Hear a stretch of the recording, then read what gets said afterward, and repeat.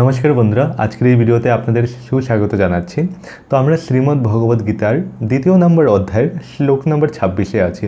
তো হ্যাঁ, প্রথম ভিডিওর দিকে আমরা যে আছি শ্রীমদ্ ভগবদ গীতার প্রথম অধ্যায় আমরা কমপ্লিট করে নিয়েছি, তারই সাথে দ্বিতীয় অধ্যায়ের মধ্যে এখন আমরা আছি। তো খুবই সুন্দর আমরা মোড় এখানে দেখতে পাচ্ছি। আমাদের জীবনের সঙ্গে যদি আমরা রিলেট করে দেখি, আমাদের জীবনের মধ্যেও কখনো উপর নিচে যে আছে হতে থাকে, অনেক কিছু ডিপ্রেশন অ্যাংজাইটি অনেক কিছু চলতে থাকে। তো আমরা কিভাবে হ্যান্ডেল করব? তো আমরা অনেকেই যেটা আছে মুভি থিয়েটার না হলে কিছু মুহূর্তের জন্য যেটা আছে ওইটাকে ভুলে যাওয়ার জন্য যেটা আছে আমরা ওইসব বাহিরাগত যেগুলো আছে আনন্দের দিকে আমরা উৎসাহিত হই, কিন্তু যেটা আছে তারপরে যেটা আছে আবার আমরা সেই ডিপ্রেশনের মধ্যে আমরা চলে যাচ্ছি। কিন্তু শ্রীমদ্ ভগবদ গীতার মধ্যে এখানে এরকম কিছু শ্লোক আছে যেগুলো আমাদের লাইফের সাথে অনেকটা বেশি কানেক্টিভিটি করবে। কারণ অর্জুন যে ছিল তখনকার সময়ের সর্বশ্রেষ্ঠ ধনুর্ধর, তাকে বলা হতো সব্যসাচী, কারণ তিনি 2 হাত দিয়ে ধনুক চালাতে পারতেন। তিনি যুদ্ধের মধ্যে গিয়ে আছেন, উনি ডিপ্রেশন অ্যাংজাইটির শিকার হয়েছেন। উনি বলছেন যে আমি যুদ্ধ করব না। যেমন আপনি জাস্ট একবার ভেবে দেখুন, পরীক্ষালয়ে একটা ছাত্র গেল পরীক্ষা দেওয়ার জন্য, এখন ও গিয়ে বলছেন আমি পরীক্ষা দেবো না। তো তোমার কর্তব্যই তো হলো তোমার পরীক্ষা দেওয়া।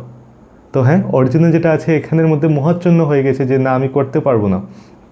তো হ্যাঁ, ভগবান যে আছে ওনাকে পথ দেখাচ্ছেন। তো হ্যাঁ, গীতার মধ্যে যেটা আছে আমাদের খুবই সুন্দর, ভগবান আমাদেরকে পথ দেখাচ্ছেন কীভাবে কী করব না করব। আর আমাদের জীবনের মধ্যে আমাদের এত টাইম হয়ে ওঠে না যে আমরা বসে বসে এক একটা চ্যাপ্টার পড়বো। তো হ্যাঁ, তার জন্য আমি আপনাকে সংক্ষেপে গীতার যে আছে ভিডিও আপনাকে শেয়ার করছি, তার মাধ্যমে আপনার জীবন যেটা আছে অনেকটা বেশি আপনি করতে পারবেন। তো চলুন আজকের এই ভিডিও যেটা আছে আমরা শুরু করি। শ্লোক নম্বর 26-এ আছে, অথ চৈনং নিত্য জাতং নিত্যং বা মনুষ্য মৃতম তথাপি তং মহাবাহু নৈন্যং সূচিত মহর্ষি। তো এখানে ভগবান বলছেন, হে মহাবাহু, আর যদি তুমি মনে করো যে আত্মার বারবার জন্ম হয় এবং মৃত্যু হয়, তাহলে তোমার শোক করা উচিত নয়। ভগবান শ্রীকৃষ্ণ অর্জুনকে বলছেন যে অর্জুন, তোমার কর্ম হলো যুদ্ধ করা। এখানে যাদেরকে তুমি দেখতে পাচ্ছ ওরা একদিন সবাই বিনষ্ট হবে কালচক্রের দ্বারা। তো তুমি যদি তাদেরকে ভাবছো তুমি হত্যা করছো, তুমি আসলে ওদেরকে হত্যা করতেও পারবে না। কারণ আত্মার কখনো যে আছে তুমি বিনষ্ট করতে পারবে না, না আগুন দিয়ে, না তুমি জলের মধ্যে ডুবাতে পারবে, না তুমি হাওয়া দিয়ে যেটা আছে ওটাকে উড়িয়ে দিতে পারবে। আত্মা যেটা আছে অবিনাশী, ওটা অক্ষয়।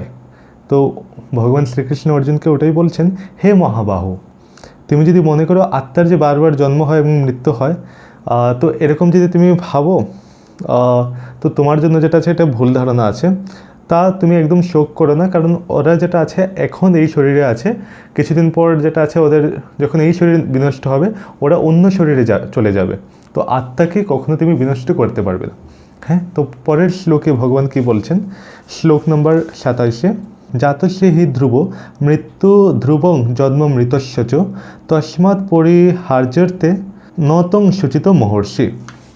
তো হ্যাঁ, অনুবাদের মধ্যে বলছে, যার জন্ম হয়েছে তার মৃত্যু অবশ্যম্ভি, এবং যার মৃত্যু হয়েছে তার জন্ম অবশ্যম্ভি। অতএব অপরিহার্য কর্তব্য সম্পাদন করার সময় তোমার শোক করা উচিতই নয়। ভগবান শ্রীকৃষ্ণ অর্জুনকে বলছেন, দেখো পার্থ, দেখো ধনঞ্জয়, এই যে শরীরে তুমি বলছো আমাদের জন্ম মৃত্যু যেটা আছে এটা একটা সময়ের চক্রের মতো চলছে।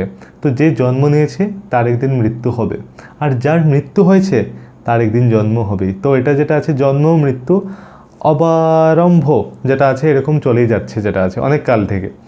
তো আমরা যদি এরকম গরুর পুরাণ না হলে এরকম কিছু আছে, কাকভূষণটি যে আছে একজন অনেক জ্ঞানী তত্ত্বজ্ঞানী একজন ব্যক্তি আছে। তো উনি যে ছিল বলেছিল যে রামায়ণ যে চলছে উনি দেখেছেন, আমার মনে হয় 8-10 কাল ধরে যেটা আছে রামায়ণ চলছে। তো রাম ভগবান যে আছে অনেকবার অবতার নিয়েছেন, হনুমানজিও অনেকবার অবতার নিয়েছেন, আমরাও যেটা আছে অনেকবার আসছি যাবো, যেটা আছে এই কালচক্রের মধ্যে আমরা যে আছে বিদ্যমান আছে। তো হ্যাঁ, এটার মধ্যেই ভগবানই বলছেন যে যার মৃত্যু আছে সে আবার জন্ম হবে, যে জন্মাচ্ছে সেই মৃত্যু হবে, এটা নিশ্চিত। এটাই হলো প্রকৃতির যে আছে ধর্ম। তো তুমি পার্থ যুদ্ধ করো, তোমার কাজ হলো যুদ্ধ করা। ভগবান কত সুন্দরভাবে যে আছে এক্সপ্লেনেশন করছে যে আমাদের লাইফের মধ্যে যে আমরা অনেক সময় চিন্তা করি যে আমরা কিভাবে করব, সামনে আর কোনো পথ পাচ্ছি না। তো হ্যাঁ, তখন সময়ের মধ্যে আমাদের কিছুটা সময় একটু বিরতি নিয়ে আমাদের একটু ভাবা দরকার যে আচ্ছা আমরা যে আজকে এটা নিয়ে এত চিন্তা ভাবনা করছি, আগেও মনে হয় আমি সেম এরকম প্রবলেমের থ্রুতে গিয়েছি। আমার মনে হয় একটু আমাকে ধৈর্য ধরা দরকার, এটাকে সুন্দরভাবে যদি দেখি সমস্যার যেটা আছে সমাধান হবে। শ্লোক নম্বর 28-এ আমরা দেখতে পাচ্ছি অব্যক্ত দিনী ভূতানি ব্যক্ত মধ্যানি ভারত অব্যক্ত নিধানানিব্য তত্রকা পরিদেব না। অনুবাদে আমরা দেখতে পাচ্ছি, হে ভারত, সমস্ত সৃষ্ট জীব উৎপন্ন হওয়ার আগেই অপ্রকাশিত থাকে, তাদের স্থিতিকালে প্রকাশিত থাকে এবং বিনাশের পর আবার অপ্রকাশিত হয়ে যায়, সুতরাং তার জন্য শোক করা কি প্রয়োজন? ভগবান খুবই সুন্দর একটা মন্তব্য এখানে দিয়েছেন, আর অর্জুনকে উনি জিজ্ঞেস করছেন, যে বলছেন হে ভারত, মানে অর্জুনকে উনি বলছেন। তো বলছেন সৃষ্ট জীব, যে জীব যেটা আছে সৃষ্ট হওয়ার আগে অপ্রকাশিত থাকে, তাদের স্থিতিকালে প্রকাশিত থাকে, মানে আমরা যখন এখন চলে এসেছি তো এখন আমরা প্রকাশমান আছে, কিন্তু বিনাশের পর যেটা আছে আবার অপ্রকাশিত হয়ে যায়, আর তার যে আছে কোনো অস্তিত্ব থাকে না। তো সুতরাং যার কোনো অস্তিত্বই নেই তার জন্য কি আমার শোক করে কোনো লাভ আছে? ভগবান যে আছে অর্জুনকে জিজ্ঞেস করছেন। তো অর্জুন যে এতক্ষণ ধরে শোক করছিল যে আমি ওদেরকে হত্যা করব, ওরা যে আছে আমি যদি হত্যা করি আমার পাপ হবে, আমার এটা করা ঠিক না, তখন ভগবান বলছেন যে যে নেই তুমি তার কথা ভাবছো, তুমি যার জন্য শোক করছো এটা কি ঠিক? তো হ্যাঁ, ভগবান যে আছে অর্জুনকে কাউন্টার কোয়েশ্চেন করেছেন। খুবই সুন্দর মোড়ের দিকে আমরা যাচ্ছি। শ্লোক নম্বর 29-এ আমরা দেখতে পাচ্ছি আশ্চর্যবোধ পশ্চাতি কশ্চিদেনম আশ্চর্যবোধ বদতি তথৈব চান্ন আশ্চর্যবোচ্ছিন্ন মন্য শৃণোতি শ্রুত্বা পেন্নম বদন চৈব কশ্চিৎ। তো হ্যাঁ, অনুবাদের মধ্যে বলছে কেউ এই আত্মাকে আশ্চর্যবোধ দর্শন করেন, কেউ আশ্চর্যবোধ বলে বর্ণনা করেন, এবং কেউ আশ্চর্যবোধ জ্ঞানে শ্রবণ করেন, আর কেউ শুনেও তাকে আদৌ বুঝতে পারে না। তো হ্যাঁ, ভগবান এখানে বলছেন যে এই আত্মাকে যে আছে দর্শন করে, আত্মদর্শন যাকে বলা হয়, যে আত্মদর্শন করেন তাদেরকে জ্ঞানী বলা হয়, কিন্তু যিনি আত্মদর্শন করেও যে আছে ভুল মার্গে চলে, তো তা সে কি প্রকৃত জ্ঞানী? না। আবার অনেকে আছে যে আত্মার যে একটা আছে, দেখবেন আপনি যদি ভালো কোনো কাজ করেন, না হলে খারাপ যদি কাজ করেন, আপনার ভিতর থেকে একটা অন্তর মন থেকে যেটা আছে শব্দ একটা আসে খুবই সরুভাবে, কিন্তু আমরা যেটা আছে অনেক সময় দেখি, অনেক সময় আনদেখা করে দিই। তো হ্যাঁ, যে ওই অন্তরাত্মার কথা যে শুনে না, তো সে কি আদেও যে আছে সত্যর যে আছে দর্শন করতে পারবে? তো ভগবান এখানে বলতে চাইছেন আত্মদর্শন। এখানে আত্মদর্শন বলতে ভগবানকে একদিকে দর্শন করা, কারণ আত্মাই হলো পরমাত্মার যে আছে অ্যাকচুয়াল ছবি।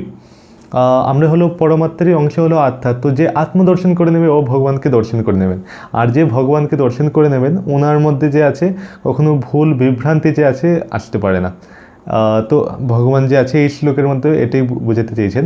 শ্লোক নম্বর 30-এ আমরা দেখতে পাচ্ছি দেহি নিত্য মবদ্ধয়ং দেহে সর্বস্ব ভারত তস্মাৎ সর্বাণী ভূতানি নতং শুচিত মহর্ষি। তো অনুবাদে আমরা দেখতে পাচ্ছি হে ভারত, দেহে অবস্থিত আত্মা সর্বদাই অবদ্ধ, অতএব কোনো জীবের জন্য তোমার সুখ করা উচিত নয়। ভগবান বলতে চাইছেন যে আমাদের দেহের মধ্যে যে আত্মা আছে, যে অবিনাশী আত্মা, সে সর্বদাই যে আছে অবদ্ধ আছে, মানে তাকে কেউ বধ করতে পারবে না। অতএব কোনো জীবের জন্য তোমার শোক করা উচিত নয়। তো তুমি যে এত ভাবছো যে তুমি তাদেরকে হত্যা করছো, ওদের যেটা আছে একদিন বিনাশপ্রাপ্ত হবে। আর শরীরের মধ্যে যে আত্মা আছে, তুমি আত্মাকে যে আছে কখনোই তুমি বিনাশ করতে পারছো না। তো পার্থ, তুমি কেন শোক করছো? তোমার কর্তব্য হলো যুদ্ধ করা। তো হ্যাঁ, ভগবান যে আছে অর্জুনকে নানা দিক দিয়ে যেটা আছে মন্তব্য দিচ্ছেন। তো হ্যাঁ, আজকের এই ভিডিওটা এই পর্যন্তই। আশা করি আপনাদের কাছে এই ভিডিওটা ভালো লেগেছে। অনেক কিছু গীতার মধ্যে তথ্য লুকিয়ে থাকে। তো হ্যাঁ, আপনার কী কী মতামত আছে আমাকে নিচে কমেন্ট ডাউন করে জানান। দেখা হচ্ছে পরের ভিডিওতে। তো আজকের ভিডিওটা এই অবধি।